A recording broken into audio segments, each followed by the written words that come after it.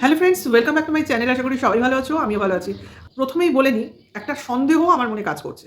সেটা কি? সেটা হচ্ছে এই যে বেচুর তরফ দিয়ে আগে স্টার্ট করি। এই যে বেচুর এবং বেচুর সঙ্গে বেচুর ক্রিয়েটর দিদিদের যে গন্ডগোল, মানে যেটা আমরা দেখছি, মানে যেটা নিয়ে আমরা কন্ট্রোভার্সি করেছি বা আলোচনা করেছি, যাই করেছি ধরে নাও না, সেগুলোকে আমরা রিয়েল বলেই ধরে নিয়েছি। প্রথমে সন্দেহ প্রকাশ করেছিলাম, তারপর দেখছি ডে বাই ডে হয়ে চলেছে। এবং সবাই যখন ও পক্ষের লোকও বেচুর বিরুদ্ধে কথা বলছে, তখন আমরা কি ভাবলাম যে না, এদের মধ্যে হয়তো গন্ডগোল হয়েছে, ঠিক আছে। তো সেই জন্যই আমরা ভাবলাম যে বেচুর সঙ্গে বেচুর দিদিদের কোনো সেরকম কন্ট্যাক্ট নেই। কিন্তু একটা জিনিস তোমরা সবাই খেয়াল করছো, সেটা হচ্ছে যে বেচু এখন ওয়াইটি ভরসাটা সেভাবে করতে চাইছে না। না, তা বলে ভেবো না যে ওয়াইটিটাকে ও ছেড়ে দিতে চাইছে। ওয়াইটিটা রেখেই ও চলতে চাইছে, কিন্তু ওয়াইটি থেকে যে পরিমাণ ও আশা করেছিল সেই পরিমাণ জিনিসটা ও এখন অ্যাচিভ করতে পারছে না। বুঝতেই পারছো। তার প্রকৃষ্ট উদাহরণই হচ্ছে যে ওর যে শৌখিনতা, অর্থাৎ ওর যে মেইন গেট, যেটা কিনা সরি বাঁশবাঁধা অবস্থায় রয়ে গেছে, সেটা এখন ইনকমপ্লিট অবস্থায় পড়ে রয়েছে। তা এটাই হলো উদাহরণ যে তার সেরকম দাক্ষিণ্য আসছে না, ঠিক আছে। তার জন্যই বলে না, কিছু ছেলেমেয়ে দেখবে, মনে করো কিছু স্টুডেন্ট দেখবে যে রেজাল্ট কি হবে না হবে পরীক্ষার আগেই বলতে থাকে যে আমার ভালো হয়নি পরীক্ষা, ওই দিয়েছি দেখি পাশ করবো কিনা, এরকম কথাও অনেক স্টুডেন্ট বলে পরীক্ষা দিয়ে এসে। কিন্তু তারপর যখন রেজাল্ট বেরোয়, ঠিক তারপরেই দেখা যায় যে বলেছিল পাশ করবো কিনা ঠিক নেই, সেই হয়তো ভালো নাম্বার পেয়ে পাশ করে গেল। তখন হয়তো তুমি প্রশ্ন করবে যে তুই যে বলেছিলি ভালো পরীক্ষা দিসনি, তাহলে এখন তো দেখছি ভালো পাশ করে গেছিস। আমার ভাবনা চিন্তায় ছিল না, মানে আমি ভাবিনি এরকম একটা উত্তর সে দেবে। আসলে কি বলতো, সে জানে কিন্তু সে কীরকম পরীক্ষা দিয়েছে। কিন্তু যদি সে ভালো রেজাল্ট না পায়, তাহলে লোকে যদি ইয়ার্কি ঠাট্টা করে, তার জন্য ওই রকম একটা কিছু গান গেয়ে বসে থাকে যে আমার পরীক্ষা ভালো হয়নি। এইবার ভালো হলো তাহলে তো ভালোই, তার নিয়ে আর কেউ কিছু বলতে যাবে না। আর খারাপ হলে তখন বলতেই পারবে ওই তো বলেছিলাম খারাপই হবে, সে খারাপই হয়েছে। মানে লোক আর সেইভাবে নতুন করে তোমার দিকে ব্যাকা দৃষ্টিতে তাকাবে না। এইরকম খেলটাই খেলছে বেচু। অর্থাৎ সে বলেই দিচ্ছে তার ওয়াইটিতে দিন শেষ হয়ে গেছে, থাকবে না। এর আগে তো শুনেছিলাম নিরুদ্দেশে চলে যাবে। তার জন্য বাবা মাকে চ্যানেল দিয়ে দিচ্ছে, কিন্তু এখন দেখতেই পাচ্ছ পাশাপাশি দুটো চ্যানেলই চলছে। নেক্সট কি বক্তব্য এলো, বিজনেস শুরু করবো। তো বিজনেস শুরু করবো বলে কিছু প্ল্যান প্রোগ্রাম চলছে। ঠিক সেই মুহূর্তে টিনার তরফ থেকেও আমরা কিছুদিন আগে পরে হবে, এই ধরো 19-20 এই টাইমের মধ্যে টিনাও তার বিজনেস শুরু করতে চলেছে, এরকম একটা কথা বলেছিল আমাদের। তারপর তো এখন এই আজকের দিনে স্টার্ট হয়ে গেছে। তো সেই বিজনেস ওদিকেও হচ্ছে এদিকেও হচ্ছে, ঠিক আছে। টিনা স্টার্ট করে দিয়েছে আর এ এখনও চলার পথে রয়েছে। এই যে চলার পথে এ রয়েছে, এর দিকে এখন কিন্তু লোক অতটা ফোকাস দিচ্ছে না। ওইদিকে যে বিজনেস শুরু করে দিয়েছে তার দিকে বেশি ফোকাসিংটা হয়ে গেছে। কেন? কারণ সে বিজনেস অলরেডি স্টার্ট করেছে আর এ এখনও শুরু করেনি। কাজেই যে বিজনেস শুরু করেছে তাকে এমনভাবে আবার নতুন করে কন্ট্রোভার্সির আওতায় আনা হোক, যাতে কিনা তার বিজনেসটা সে আর ঠিকভাবে চালাতে না পারে। ঠিক সেইভাবে যেভাবে টিনা যখন প্রথম নতুন চ্যানেলে ব্লগিং দেওয়া শুরু হয়েছিল, সেই সময় তার চরিত্র নিয়ে ছেলে খেলা শুরু হয়ে গেছিলো, ঠিক সেই মুহূর্তটাই আবার যেন এখানে রিপিট হচ্ছে বলে মনে হচ্ছে। এইভাবেই কিন্তু তাকে সেই সময় অভিযুক্ত করা হয়েছিল বা অপমানিত করা হয়েছে বলতে পারো, বা অসম্মানিত করা হয়েছিল, যাতে সে কোনোভাবেই তার চ্যানেলে রোজ ব্লগিং না দিতে পারে, বা একসময় তার ভিউজ প্রচণ্ডই ডাউন হয়ে যায়, এরকম চেষ্টাও করা হয়েছিল। এবং এমনও বলা হয়েছিল যাতে সে এই ওয়াইটি ছেড়ে চলে যায়। মানে এইরকম কন্ট্রোভার্সি যদি সহ্য করতে না পারো, তাহলে আছো কেন, ওয়াইটি ছেড়ে চলে যাও, এরকম কথাও তাকে বলা হয়েছিল। বুঝতে পারছো? কিন্তু টিনা দাঁতে দাঁত চেপে সেই সময়ও সমস্ত অপমানের উত্তর না দিয়ে নিজের পথ, মানে নিজের মত অনুযায়ী নিজের পথ চলাটাকেই বেছে নিয়েছিল। আর এটাই ও সিদ্ধান্ত নিয়েছিল, যারা বলছে তারা অলওয়েজ বলবে, কাজে এদের বলার দিকে নজর দেওয়ার কোনো মাত্র দরকার নেই, অর্থাৎ পাত্তা দিল না। এবং তার জন্যই আজকে ওই দিনটা দেখতে পেয়েছে। এইবার দেখো, যখন ও নিজে একটা কিছু করবে বলে ডিসিশন নিয়েছে, ওদিকে বেচুও কিন্তু সেই ডিসিশনের পথে চলেছে। ঠিক সেই মুহূর্তে বেচুর মনে হয়েছে ওর বিপরীত পক্ষ হিসেবে এরকম একজন বিজনেস ওম্যানকে যদি ও নিজের পথ থেকে সরাতে পারে, তাহলে ওর বিজনেসটা অনেক বেশি গ্রো করবে। হয়তো দুজনের বিজনেস পাশাপাশি রেখে একটা তুলনায়, আলোচনায়, সমালোচনার একটা চেষ্টা তো হবেই যখন বেচু নিজের বিজনেস শুরু করবে। কাজে সেইটার থেকে বাঁচার জন্য বেচুই হয়তো তার পক্ষের লোকজনকে দিয়ে টিনার বিরুদ্ধে এইভাবে আবার নতুন করে কন্ট্রোভার্সি করাচ্ছে না, কে বলতে পারে। এই যে এদের ভিতরের ঝগড়া ঝামেলা ঝঞ্ঝাট যেগুলো বলা হচ্ছে বা দেখানো হচ্ছে বা বোঝানো হচ্ছে আমাদের, এটা ফলস বা ফেক কিনা সেটা কে বলতে পারে, কারণ এরা সব করতে পারে। এটা যে বেচুই করাচ্ছে না তার পক্ষের ক্রিয়েটারদের দিয়ে, সেটার দায়িত্ব কে নিয়ে বলবে যে এটা মিথ্যে নয়, মানে আমি যেটা বলছি সেটা মিথ্যে নয়। আমার তো এটা অনুমান মনেই হচ্ছে, অনুমান ভিত্তিক একটা সন্দেহই হচ্ছে যে এইভাবে কেন এই মুহূর্তে ওই মেয়েটার পিছনে ওই ফোকলা ফোকলা করে আবার লাগা শুরু হয়ে গেল, যেখানে প্রতিনিয়ত আমরা দেখতে পাচ্ছি ও ফ্যামিলি মেম্বারদের সঙ্গে রয়েছে, হয় সেবক দাদাদের সঙ্গে রয়েছে, নয় নিজের ফ্যামিলি মেম্বারদের সঙ্গে রয়েছে।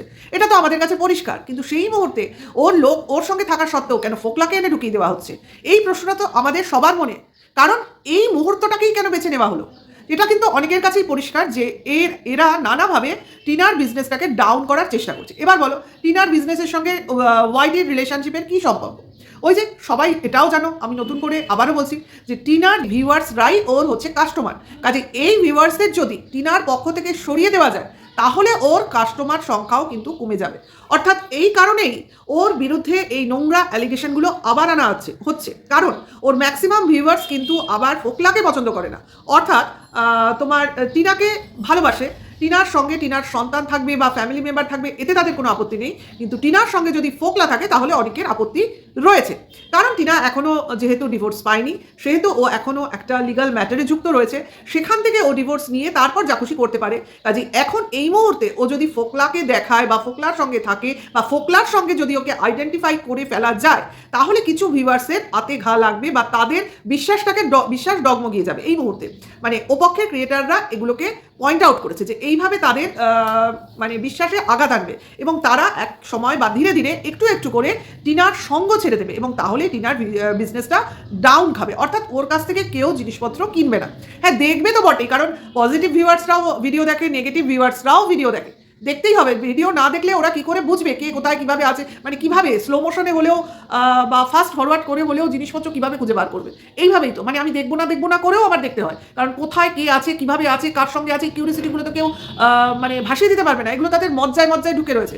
কাজে সেইটাকে বলা হচ্ছে না, এখানে করার ব্যবস্থাটাই হচ্ছে এইভাবে, যাতে টিনার বিজনেসটা চলতে না পারে, অর্থাৎ তার ভিউয়ার্সরা তার কাস্টমার না হয়ে উঠতে পারে। অর্থাৎ তুমি যদি কাউকে ভালো না বাসো, তাহলে কেন তার কাছ থেকে জিনিসপত্র কিনবে? পরিষ্কার ধরে নাও তো, কারণ তোমরা যেখানে থাকো সেখানকার জিনিসপত্র ইজিলি কিনতে পারো, ঠিক আছে? এমন নয় যে আমরা কেউ কিনতে আসতে পারি না, কারণ আমি যে অঞ্চলে থাকি সেখানে তোমরা হয়তো জানবে যে অনেক কম টাকায় জিনিসপত্র পাওয়া যায়। আমি বলতে পারি, যেমন আমার বাড়ির খুব কাছে, মানে আমার তো দুটো বাড়ি, মানে একটা শ্বশুর বাড়ি একটা বাপের বাড়ি, বুঝতেই পারছো। কাজেই আমার বাপের বাড়ি যে অঞ্চলে, একদম সেন্ট্রাল ক্যালকাটায়, মানে আমার বাড়ি থেকে হাতিবাগান 5-10 মিনিট, বড়বাজার হেঁটে 7 মিনিট, আবার গড়ানহাটাও হেঁটে 3 মিনিট, বুঝতে পারছো কতক্ষণ?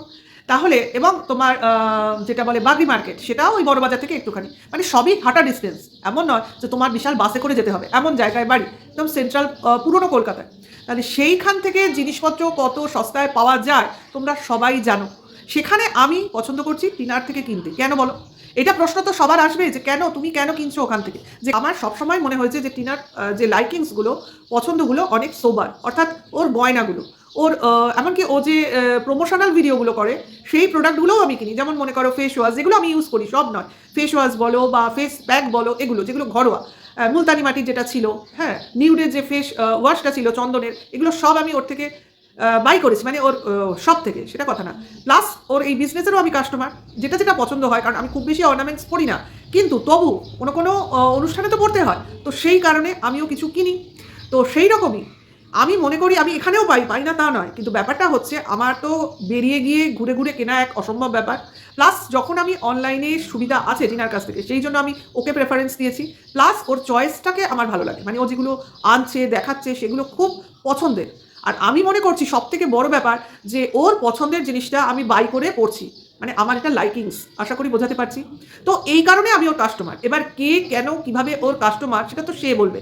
যাই হোক, সেটা কথা না, কথাটা হচ্ছে যে এইভাবে কারোর বিশ্বাসে আঘাত করা এত সহজ নয়, যেটা চেষ্টা করা হচ্ছে যে ওখানে ফোকলাকে ঢুকিয়ে দিই, তাহলেই লোকে ভাববে ইস টিনার সঙ্গে এখনও ফোকলার যোগাযোগ আছে, তাহলে তো টিনার চরিত্র মোটেও ভালো না, কাজেই এই মেয়েকে কখনোই সাপোর্ট করা যায় না, কাজেই এর সঙ্গ ছাড়ো, এটা হচ্ছে এদের টার্গেট। আরে ভাই, একটা কথা বোঝো যে যখন ও এতটা রাস্তা চলে এসেছে, এতটা রাস্তা, হ্যাঁ, তারপরে ওর নিজের একটা পায়ের তলার মাটি তৈরি করেছে, একটা নিজের ব্যাংক ব্যালেন্স তৈরি করেছে, তারপরে কি ওর কারোর মানে সাহচর্যের প্রয়োজন আছে? অন্তত ফোকলার মতো কারো আমার তো মনে হয় নেই। কারণ ওর নিজের বিচার বিবেচনা আছে, প্লাস ও নিজের ভিডিওতেও বলেছে একজন যে তোমার ও যে হেল্পিং হ্যান্ড রেখেছে, তো তাকে সমস্ত যে দায়িত্বগুলো ওর দিলে ওর সুবিধা হবে তাকেই কাউন্টার করেও বলেছে। এবং এই কাউন্টার করে বলা নিয়েও অনেকে এখানে ইয়ার্কি করে খিল্লি উড়িয়েছে, মানে ওই অ্যাসিস্ট্যান্ট তো ফোকলা, কাজে তাকে এখন টিনাকে আপনি আগে করতে হচ্ছে।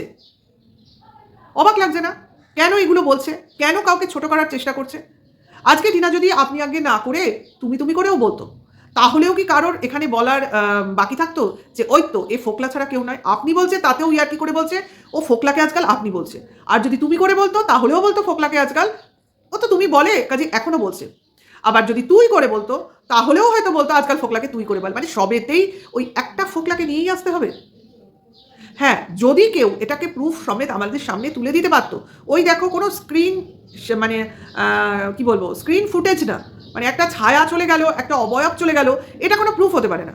একটা ফুল প্রুফ যেরকম কিনা ওই বাসের প্রুফ, সেরকম প্রুফ যদি আসতে পারে যে উইথ টিনা এরকম আমরা যেটা বলা হচ্ছে সেরকম দেখলাম, তো সেটাকে মেনে নিতে আমাদের 2 মিনিট লাগবে এবং আমরা হ্যাঁতে হ্যাঁ মেলাবো। যেমন কিনা ওই বেনারসের বাসে হয়েছিল, কিন্তু বেনারসের বাসে যে ওরা গেছিল তার মধ্যেও যে নোংরামোটা বলা হয়েছিল সেই নোংরামোটাকে তো সাপোর্ট করিনি। একটা বাসে 100টা লোক গেছে, সেখানে কে কার ফ্যামিলি নিয়ে গেছে, তার সঙ্গে কে দাঁড়িয়ে কথা বলেছে সে তো বড় কথা না। আর এটা তো পরিষ্কার যে টিনা আর ওই ফোকলা কখনো অপরিচিত ছিল না, তারা কথা বলতো, তার জন্যই তো এত প্রবলেম। বন্ধুত্ব ছিল, সেটাই প্রবলেম। এইবার সেটাকে কোন পর্যায়ে নোংরামো পর্যায়ে নিয়ে গেছে সেটা তো যে নিয়ে গেছে সে উত্তর দেবে, সে তো আমরা উত্তর দেবো না। কারণ সেই সব নোংরা কথাবার্তা, নোংরা চ্যাটের মানে প্রুফ, আসল প্রুফ সে একমাত্র সেই দেবে, বা যেখানে দেওয়ার সেখানে দেওয়া হবে, এখানে দেওয়া হবে না, কারণ ওয়াইটিটা কোনো কোর্টরুম নয়। ঠিক আছে? কারণ আমার কখনো মনে হয়নি সত্যি করে বলতে টিনা কোনো এরকম বাজে কথার প্রশ্রয় দিতে পারে, কারণ ওইসব চ্যাটে যে ওই চ্যাটেরও ফুল প্রুফ আমার মনে হয় না। তবে যে সেখানেও টিনার তরফ থেকে যে কথাবার্তাগুলো ওখানে লেখা হয়েছে তাতেও কিন্তু হ্যাঁ হুঁ ছাড়া আর কোনো শব্দই ছিল না। এবং বেচু নিজে স্বীকার করেছে যে টিনাকে অনেক ব্রেন ওয়াশ করার চেষ্টা হয়েছিল তার শ্বশুরবাড়ি থেকে বের করার জন্য, কিন্তু টিনা সবসময় তার শ্বশুরবাড়ির লোকজনকেই প্রেফারেন্স দিয়েছে এবং সে তার সংসারকে কখনো ছাড়তে চায়নি। তাহলে এটাই তো প্রমাণ যে সংসার ছাড়তে টিনাকে বাধ্য করেছে কে। আজকে টিনা বাইরে গিয়ে কারোর সাথে দুটো কথা বললেই তাকে নোংরা চরিত্রের বলে দেওয়া হবে, আজকের এই 2025-এ বসে এই কথাটা চিন্তা করাই খুব দুরূহ ব্যাপার। আমি রাস্তায় কারোর সাথে কথা বলা মানে অন্য জেন্ডারের লোকের সঙ্গে কথা বলা মানেই আমার ক্যারেক্টার খারাপ, এটা মানে আমরা কোন যুগে বাস করছি? তা তো নয়। আজকে আমার কোনো আত্মীয় সে আমাকে কোনো গাড়িতে লিফট দিল, তার সাথে আমি যা মানি আমার ক্যারেক্টারে দোষ আছে, এটা কি মানে আমরা মানে এখনও মনে হয় সেই সুনীল গাঙ্গুলির সেই সময় অবস্থান করছি? আমরা এখনও মানে এই দেশে মানে এই বর্তমান প্রজন্মে বর্তমান যারা লেখাপড়া করে, যেমন তোমার এখনকার আধুনিক লেখিকা কারা, আমি তো সুচিত্রা ভট্টাচার্যের লেখা ভীষণ ভালোবাসতাম, উনি যদিও নেই এখন। বর্তমান লেখা আমার সেভাবে পড়াই হয় না, কারণ আমি এখন ওয়াইটিতে এতটাই যুক্ত হয়ে রয়েছি যে লেখা পড়ার থেকে অনেক বিরত হয়ে গেছি। যাই হোক, সেই বলছি এখনকার যারা বর্তমান আধুনিক যুগের কিছু মানে লেখক বা লেখিকা রয়েছেন, যেমন হর্ষ দত্ত, এরা তো এদের লেখার সঙ্গে এদের সমাজ ব্যবস্থার সঙ্গে সেই সুনীল গাঙ্গুলির সেই সময়ের সমাজ ব্যবস্থা মিলিয়ে দেখতে গেলে আমরাও মনে হয় ওয়াইটিতে কিছু কন্ট্রোভার্সি ক্রিয়েটারদের চিন্তাভাবনা সেই যুগে পড়ে রয়েছে, সেই যুগে। হ্যাঁ, নোংরামিকে প্রশ্রয় দেওয়াটা কোনো যুগেই সমর্থনযোগ্য নয়, কিন্তু কারোর সাথে বাইকে বসে সেফ ডিস্টেন্সে যাওয়া, কারোর সঙ্গে রাস্তায় দাঁড়িয়ে কথা বলা, কি ফুচকা খাওয়া, কি মোমো খাওয়া, এটা যে বিশাল একটা অপরাধ, এটা ভাবে যারা, তাদের মতো আর কি মানে নিম্ন মানসিকতার লোক খুঁজে পাওয়া খুব মুশকিল। ঠিক আছে? একটা মানুষ তখন নোংরা হয় যখন তার মানসিকতা নোংরা হয়। ঠিক আছে? শুধু কথা বললে কারোর সঙ্গে মানে ঘুরতে গেলেই সে নোংরা হয়ে যায় না। কাজে বাসে তার দুজনের ফ্যামিলি নিয়ে গেছে বা তার সঙ্গে বহুজনের ফ্যামিলি রয়েছে, সেখানে বলা হচ্ছে ফোকলা আর টিনা নাকি একটা আলাদা রুম শেয়ার করছে, তারা নাকি হনিমুনে গেছে, এরকম প্রসঙ্গ সেখানে তোলা হয়েছে। তাহলে এগুলো ইলিগাল কথাবার্তা বা লোয়ার মেন্টালিটি বা লোয়ার ক্লাস কথাবার্তা নয়? প্রুফ দেখাও। যাই হোক, আরেকটা জিনিস ক্লিয়ার করার আছে, যেটা কিনা আমি ভেবেছিলাম, দেখো আমি তো কারোর সাথে কথা বলি না, কিন্তু আমার বিশ্বাস টিনার উপর বরাবর ছিল, আছে এবং আশা করি ভবিষ্যতেও থাকবে, কারণ ও যেরকম স্ট্রং মেন্টালিটির মেয়ে, এইভাবে ভেসে যাওয়ার মতো মেয়ে নয়। হ্যাঁ, অন্তত বেচুর মতো তো নয়। ও জানে একবার ঠকেছে মানে বারবার ঠকবে ও না। ঠিক আছে?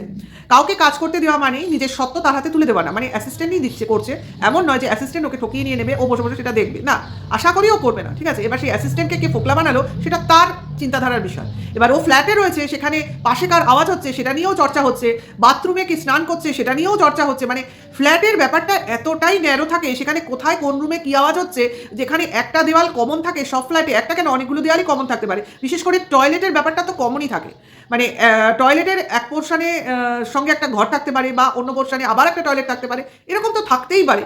সেখানে বলা হচ্ছে যে টিনা ঘরে রয়েছে, টয়লেটে কারো স্নানের আওয়াজ পাওয়া যাচ্ছে, মানে সবসময় এগুলো মাথায় রেখে চলতে হবে যে কোথায় কি সাউন্ড আছে সেগুলোকে আমার ইগনোর করতে হবে, যাতে আমার দর্শকরা আমাকে ভুল না বুঝতে পারে।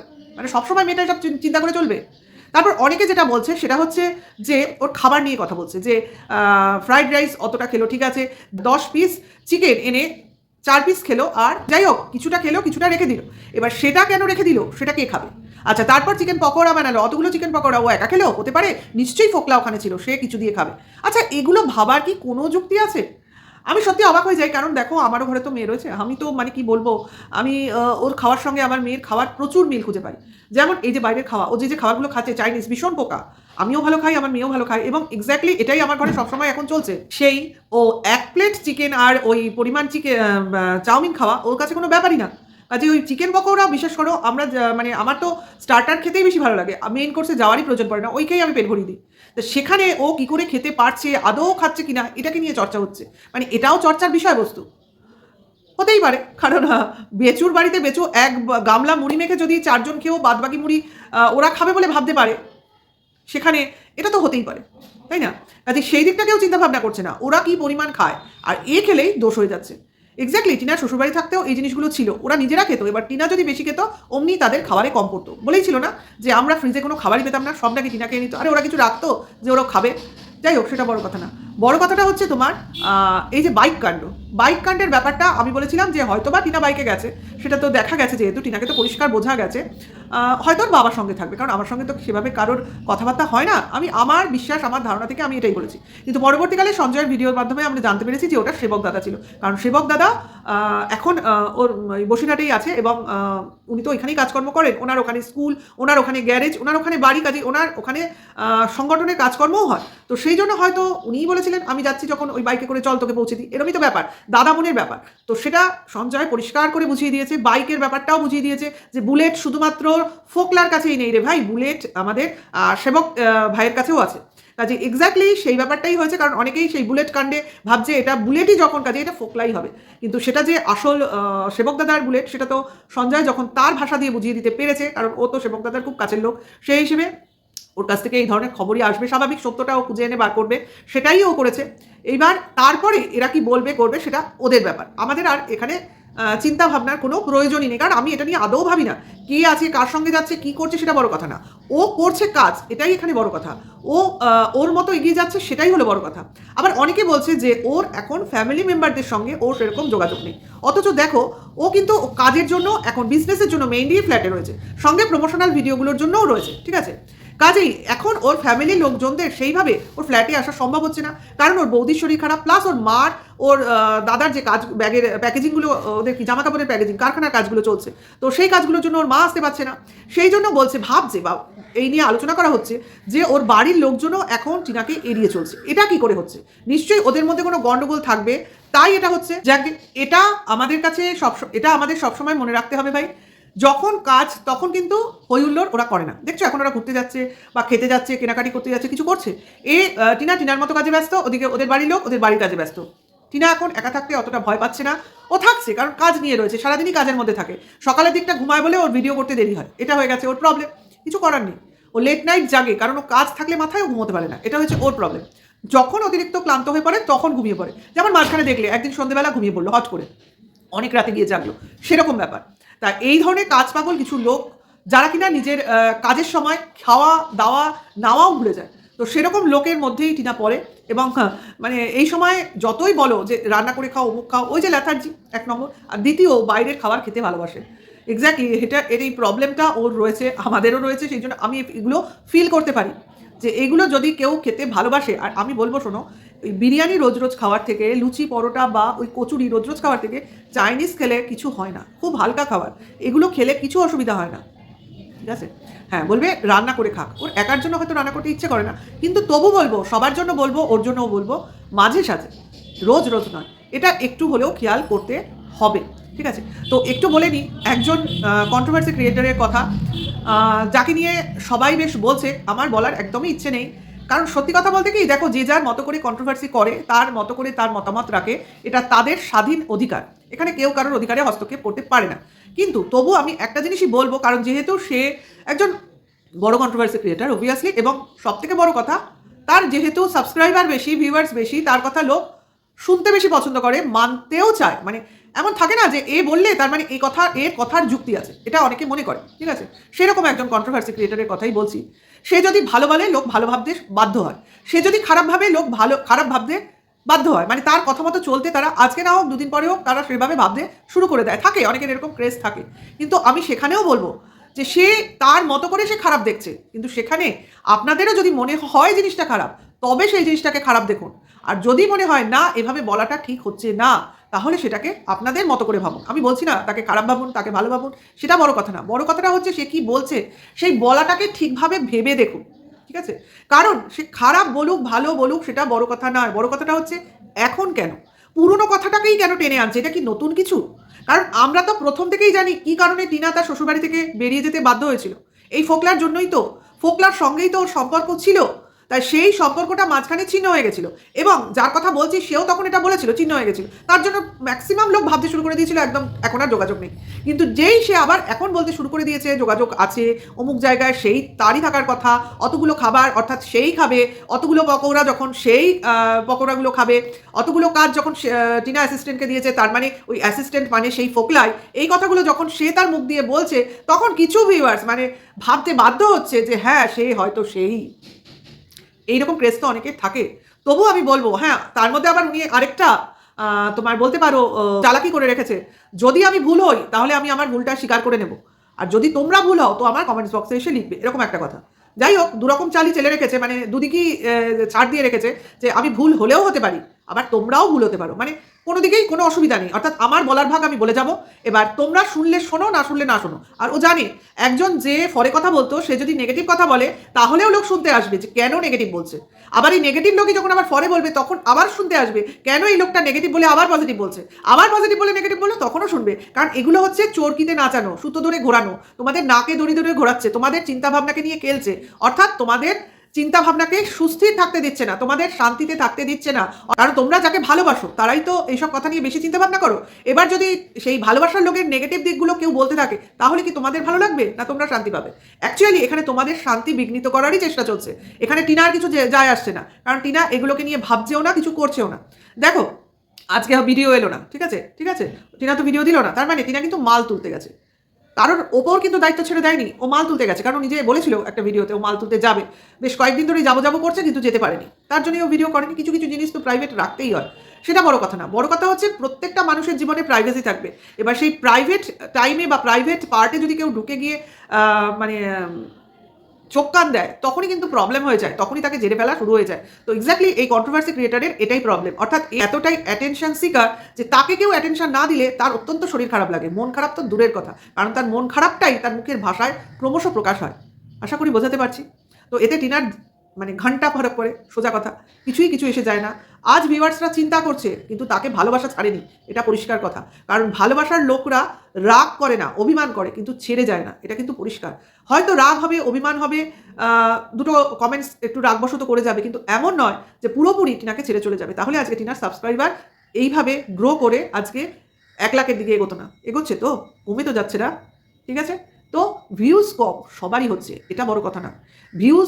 ভিউজের মতো হোক, টিনার ভালোবাসার লোক টিনার সঙ্গেই থাকুক, সঙ্গে ও যে ইউটিউবের উপর পুরোপুরি মানে অবলম্বন করে নেই, সাইডেও ওর নিজস্ব কিছু ইনকাম সোর্স অফ ইনকাম গড়ে তুলছে, এটাই তো বড় কথা। কারণ ওর লিগাল টিমের যারা অপোনেন্টে রয়েছে তারাই তো বলেছিল না সেই ম্যাডাম, ইউটিউবের ইনকাম দিয়ে কি ভরসা করা চলে, এটা কি সারা জীবনের ইনকাম হতে পারে? কারণ পার্মানেন্ট ইনকাম তো দেখাতে হবে, তো সেই পার্মানেন্ট ইনকাম দেখানোর রাস্তাতেই টিনা এগোচ্ছে। কাজেই সেই রাস্তায় যে ভণ্ডুল করার এই প্রচেষ্টা শুরু হবে এটা তো স্বাভাবিক। আশা করি বোঝাতে পেরেছি। তো তোমরা যারা বুঝেছো, যারা আমাকে সাপোর্ট করো আমার কমেন্টস বক্সে অবশ্যই তোমাদের মূল্যবান কমেন্টস লিখে যেও, আর টিনার সপক্ষে কিছু লিখো, এটা আমি চাই। এবং টিনাকেও যারা ভালোবাসো তারা তো টিনার কমেন্টস বক্সে যাওই, এবার যারা টিনাকে ভালোবাসো না তারাও একটু ভেবে দেখো যে একটা মেয়ে একা লড়াই করছে এবং গোটা ওয়াইটি বলতে গেলে ওর এগেনস্টে। আমরা তো গুটি কয়েক হাতে গোনা, তাও তাদের চিন্তাভাবনা সবসময় এক থাকে না, এটাই হচ্ছে টিনার প্রবলেম। একটা সাপোর্ট ও কোনোদিনও পায়নি, ও একা লড়াই করে গেছে, ওই জন্য ও কন্ট্রোভার্সি ক্রিয়েটারদের সেভাবে পাত্তা দেয় না। হ্যাঁ, কাস্টমার হিসেবে হয়তো কারোর নাম ও বলবে, কিন্তু কন্ট্রোভার্সি ক্রিয়েটারদের সাপোর্ট ও কোনোদিনও করে না, ওর ফরে বললেও করে না, ওর এগেনস্টে বললেও করে না, কারণ ও এটাকে পছন্দই করে না। আশা করি বোঝাতে পেরেছি। মানুষ মানুষকে ভালোবাসবে, কন্ট্রোভার্সি ক্রিয়েটারদের ভালোবাসা মানে মূর্খামি। আশা করি বোঝাতে পেরেছি। তো এখানেই রাখছি ভিডিওটা, নেক্সট ভিডিওতে আবার আসবো খুব তাড়াতাড়ি। আশা করি তোমরা আমার সাথে থাকবে। তাহলে এখনকার জন্য এইটুকু, নেক্সট ভিডিওতে আবার দেখা হবে। ভালো লাগলে লাইক, কমেন্ট, শেয়ার করো। Tata, by.